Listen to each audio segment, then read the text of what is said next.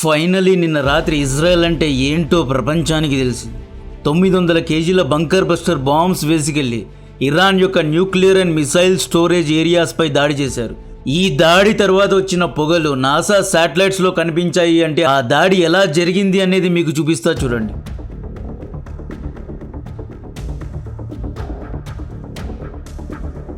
ఇరాన్కు మధ్యలో ఇస్ఫహాన్ అనే ఏరియా ఉంటుంది. ఈ ఇస్ఫహాన్ సిటీలోనే ఇరాన్ అణ్వాయుధాలకు కావాల్సిన యురానియంను ఎన్రిచ్ చేసుకుంటూ ఉంటుంది. బ్యాలిస్టిక్ మిజైల్స్ అండ్ డ్రోన్స్ను ఉత్పత్తి చేస్తూ ఉంటుంది. ఈ ఇస్ఫహాన్ యొక్క అండర్ గ్రౌండ్ సిటీస్లో ఇరాన్ యొక్క మిలిటరీ కూడా ఆపరేట్ అవుతూ ఉంటుంది. మార్చ్ ఫస్ట్ వీక్ నుండి ఇజ్రాయెల్ ఇస్ఫహాన్పై దాడులు చేస్తూనే ఉంది కదా. ఈ దాడి ఎందుకని ప్రత్యేకమంటే Mossad and Israeli intelligence satellites ద్వారా ఇస్ఫహాన్పై చాలా రోజుల నుండి నిఘాను ఉంచారు. నిన్న రాత్రి చాలా పెద్ద లోడ్ ఇస్ఫహాన్లో దింపారంట. పెద్ద మొత్తంలో మిజైల్ ఫ్యూల్ అండ్ యుద్ధ సామాగ్రి స్టోర్ చేశారు. ఐఆర్జీసీ సోల్జర్స్ యొక్క రేడియో మెసేజెస్ను లేదా రేడియో వాయిసెస్ను ట్రాక్ చేశారు. సడన్గా ఇస్ఫహాన్లో మూవ్మెంట్ ఎక్కువైంది కాబట్టి ఇస్ఫహాన్లో లార్జ్ స్టాక్ పైల్స్ ఉన్నాయి అనేది కన్ఫర్మ్ చేసుకున్నారు. హ్యూమన్ ఇంటెలిజెన్స్ ద్వారా కన్ఫర్మ్ చేసుకొని 900 కేజీల బంకర్ బస్టర్ బాంబ్స్తో దాడి చేశారు. ఈ దాడిని స్వయానా డొనాల్డ్ ట్రంప్ తన ట్రూత్ సోషల్లో పోస్ట్ కూడా చేశాడు. ఈ స్మోక్ రెడ్గా ఎందుకుంది అంటే missile fuel and chemical fuel burn అయితే నైట్రోజన్ డయాక్సైడ్ రిలీజ్ అవుతుంది. అందుకే ఈ స్మోక్ ఇంత దట్టంగా రెడ్గా ఉంది. కొంతమంది ఏమంటున్నారు అంటే ఇస్ఫహాన్లో న్యూక్లియర్ ఎన్రిచ్మెంట్ జరుగుతోంది, మేబీ న్యూక్లియర్ రేడియేషన్ కూడా లీక్ అయి ఉండవచ్చు అంటున్నారు. టైమింగ్స్ను పట్టుకుందాం.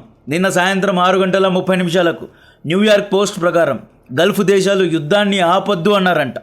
ఇరాన్ ఇంకా బలహీనపడలేదు, ఇంకా తీవ్రంగా దాడి చేయండి, అవసరమైతే గ్రౌండ్ ఇన్వేషన్ కూడా చేయండి అని సున్నీ గల్ఫ్ రాజులు డొనాల్డ్ ట్రంప్ను కోరారు.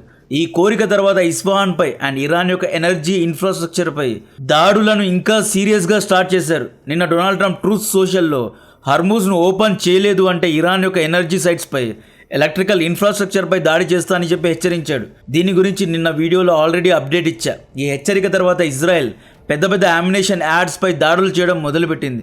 జూన్ 2025లో మీకు గుర్తుంటే ఇజ్రాయెల్ ఇరాన్ మధ్య 12 డే వార్ జరిగింది. ఆ యుద్ధ సమయంలో ఇరాన్ ఏం చేసింది, ఒక ట్రక్లో బ్లూ కలర్ ట్యాంక్స్లో 420 నుండి 540 కేజీల 60% వరకు ఎన్రిచ్ అయి ఉన్న యురానియంను ఇస్ఫహాన్ అండర్ గ్రౌండ్లోనే స్టోర్ చేసింది. నిన్న రాత్రి దాడుల్లో ఆ 540 కేజీల యురానియం కూడా పేలిపోయిందా అనే కన్ఫర్మేషన్ ఇంకా రాలేదు. ఈ వీడియో చూడండి. శాటిలైట్స్ ద్వారా ఎంత క్లియర్గా ఇస్ఫహాన్లో ఎన్ని ట్రక్స్ ఆగాయి, ఎంత లోడ్ దింపారు అనే ఇన్ఫర్మేషన్ మొత్తాన్ని ఇజ్రాయెల్ గమనిస్తూ ఉంది. ఇరాన్ ముల్లాలు హౌతీపై ఒత్తిడి పెట్టారు. రెడ్ సీ దగ్గరున్న బాబల్ మండప్ను బ్లాక్ చేయమని ఆదేశాలు ఇచ్చారంట. ఇరాన్ ప్రెసిడెంట్ మసూద్ పేష్కియాన్ గారు ఐఆర్జీసీ అండ్ ఈ షియా ముల్లాల పట్ల అసంతృప్తిని వ్యక్తపరిచారు. పేష్కియాన్ మామూలు వ్యక్తి కాదండి, హార్ట్ సర్జన్, బాగా చదువుకున్న వ్యక్తి. ఈయన ఏమంటాడు అంటే యూఎస్ఏతో కూర్చొని చర్చలు చేయాలి, యాక్చువల్లీ ఈ నెగోషియేషన్స్ మొత్తాన్ని నేనే చేయాలి అంటున్నారు. అంటే is willing to do negotiation with USA. But ఈ ఐఆర్జీసీ అండ్ ఇరాన్ ముల్లాలు మసూద్ పేష్కియాన్ గారిని చాలా అంటే చాలా దూరంగా ఉంచారు. ఐఆర్జీసీ చీఫ్ అహ్మద్ వహదీ యూఎస్ఏను ఓడిస్తా అని ప్రతిజ్ఞలు చేస్తున్నాడంట. షియా ముల్లాలు ఇజ్రాయెల్ను ఈ భూమి మీదే లేకుండా చేయాలి అని ఫత్వాలు జారీ చేస్తున్నారంట. ఇరాన్ ముల్లాలు 12 లేదా 14 ఏళ్ల కుర్రాలను మిలిటరీలో జాయిన్ చేసుకుంటున్నారు. దీనికంటే అన్యాయం ఘోరం ఎక్కడైనా ఉంటుందా? 12 ఏళ్ల పిల్లల్ని యుద్ధంలో లాగడం ఏంటి? ఈ చండాలానికి వ్యతిరేకంగానే పేష్కియాన్ గారు వీళ్ళను గట్టిగా వ్యతిరేకిస్తున్నారు. 12 ఏళ్ల కుర్రాడు ఎందుకు కావాలి అంటే ఇరాన్ దగ్గర ఉన్న 9 లక్షల మంది సైనికులు సరిపోవడం లేదా క్రాస్ ఫైరింగ్లో పిల్లలు చనిపోతే పిల్లల్ని చంపుతున్నారు, జెనోసైడ్ జరుగుతోందని ప్రాపగెండా చేయడానికి చండాలం చేస్తున్నారు. మీ వల్ల చేతనైతే యుద్ధం చేయండి, లేదా యాజ్ పర్ పేష్కియాన్ గారు సీజ్ ఫైర్ చేసుకోవాలి. అంతేగాని అభం శుభం తెలియని పిల్లల్ని బ్రెయిన్ వాష్ చేసి యుద్ధంలో లాగడం అనేది చాలా ఘోరం. యాక్చువల్లీ రోజు రోజుకు ఇరాన్ చేసే చేష్టల వల్ల సపోర్ట్ మొత్తం కోల్పోతున్నారు. తోటి అన్నదమ్ములే అంటే సున్నీ ముస్లిం దేశాలే బిలియన్స్ ఆఫ్ డాలర్స్ అమెరికా ఇజ్రాయెల్కు ఇచ్చి ఇరాన్లో గ్రౌండ్ ఇన్వేషన్ చేయండి, వీళ్ళ యొక్క దాదాగిరిను తట్టుకోలేకపోతున్నామంటున్నారు. ఇక్కడ ఇరాన్ అత్త మీద కోపం దుత్త మీద చూపించినట్లుంది. ఇజ్రాయెల్ యూఎస్ఏ దాడి చేస్తే ప్రతి దాడిగా యూఏఈ లేదా కువైట్ లేదా చిన్న దేశమైన బెహ్రెయిన్పై దాడి చేయడం ఎంతవరకు కరెక్ట్? ఇప్పటి వరకు యూఏఈ ముఖ్యంగా దుబాయ్పై 2300 షాహెడ్ డ్రోన్స్ను ఫైర్ చేశారంట. 1000కి పైగా మిజైల్స్ను ఫైర్ చేశారు. ఈ వ్యక్తి కనిపిస్తున్నారు కదా, UAE president Mohammed bin Zayed. చూడడానికి సైలెంట్గా ఉన్నారు, but he's very dangerous. Qatar, Oman తప్పితే సౌదీ, కువైట్, బెహ్రీన్ ఈ 4 దేశాలు ఇరాన్ పై పీకల్లోతు కోపంలో ఉన్నారు. నేతన్యాహు ఏమంటారు అంటే అరబ్ దేశ నాయకులు స్ట్రైట్ ఆఫ్ హర్మూజ్ ను బైపాస్ చేయడానికి ప్లానింగ్ చేస్తున్నారంట. స్ట్రైట్ ఆఫ్ హర్మూజ్ నుండి Kuwait, Bahrain, Qatar, Saudi oil and గ్యాస్ను ఎక్స్పోర్ట్ చేయాలి. హర్మూజ్ను ఇరాన్ కంట్రోల్ చేస్తోంది కాబట్టి దీన్ని బైపాస్ చేయడానికి యుద్ధం తర్వాత పైప్ లైన్స్ ద్వారా ఆయిల్ అండ్ గ్యాస్ను పెద్ద పెద్ద పంప్స్ వేసి పర్షియన్ గల్ఫ్ నుండి రెడ్ సీ వైపు అంటే అండర్ గ్రౌండ్లో పైప్స్ వేసుకొని రెడ్ సీ వైపు పంప్ చేసి రెడ్ సీ దగ్గర ఉన్న యాంగ్ పోర్ట్ ద్వారా ఎక్స్పోర్ట్స్ అన్నీ చేస్తారంట.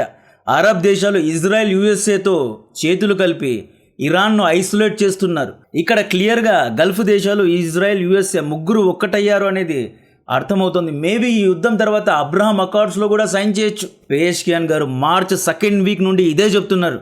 నైబర్స్పై దాడి చేయడం కరెక్ట్ కాదు, షియా ముల్లాలు ఐడియాలజీగా లేదా ప్రతిజ్ఞలు చేయడం కరెక్ట్ కాదు, ప్రోగ్రెసివ్గా కన్జర్వేటివ్గా ఉండాలి, అంటే ఫ్యూచర్ గురించి, ఆర్థిక వ్యవస్థల గురించి ఆలోచించాలి, తోటి ముస్లిం దేశాలపై దాడి చేస్తే మనపైన నెగిటివిటీ పెరుగుతుంది అని చెబుతూనే ఉన్నారు. కట్ చేస్తే అరబ్ దేశాలు యుద్ధం తర్వాత ఎలాంటి వ్యాపార వ్యూహాలు వేయాలి, ఎలా తమ ఆయిల్ అండ్ గ్యాస్ వ్యాపారాలను బైపాస్ చేసుకోవాలి అనేది బెంజమిన్ నేతన్యాహుతో డిస్కస్ చేస్తున్నారు. ఇక్కడ క్లియర్గా గల్ఫ్ దేశాల మనసుల్ని ఇజ్రాయెల్, యుఎస్ఏ గెలుచుకుంటోంది. This is actually very bad news to Iran. ఈరోజు సాయంత్రం 7:30 డొనాల్డ్ ట్రంప్ పెద్ద అప్డేట్ ఇవ్వబోతున్నాడంట. మార్చ్ 1st వీక్ నుండి హర్మూజ్ క్లోజ్ అవ్వడం వల్ల జెట్ ఫ్యూల్ యొక్క షార్టేజ్ వచ్చింది.